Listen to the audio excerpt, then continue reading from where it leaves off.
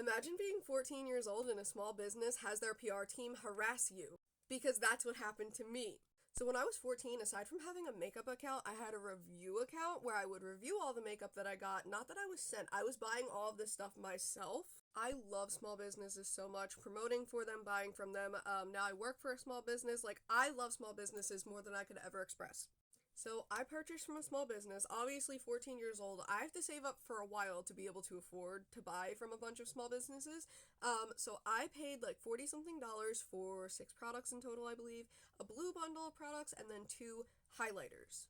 You weren't allowed to pick your highlighter shades, which was so strange to me because highlighters don't work the same on everybody. Sometimes it leaves like a gray cast or, etc., etc. They're not going to work for everyone. I only got them because I figured worst comes to worst, I can use them as eyeshadows because I love sparkly eyeshadow.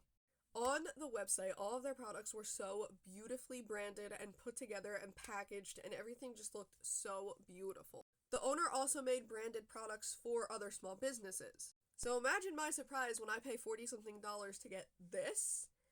One product was branded, other products had sticky label residue on them, and I got a blue lipstick that wasn't mixed properly or separated in shipping. I'm not quite sure, but when I brought it up and I said, this is separated and I can very clearly see that it's separated, the owner decided to tell me, well, I don't use pigment in my lip gloss, so that's actually impossible. Is the lip gloss naturally blue? Now, mind you, I'm 14 years old at the time, and I have always had a guilty conscience. Like, if I even think something negative, I feel like I am the devil. So I was never saying anything bad about anything that I was reviewing on this account.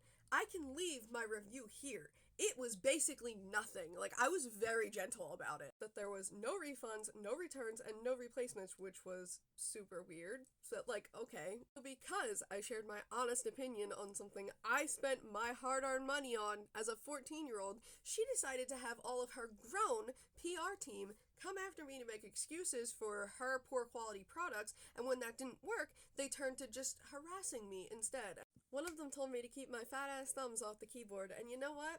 I never took my fat-ass thumbs off the keyboard, and I'm so glad I didn't. Most small business owners welcome constructive criticism and like to rectify any of the mistakes that might have been made. They also love to improve anywhere that they can. Like, I've noticed that with every single small business I've ever supported. Ever, besides this one.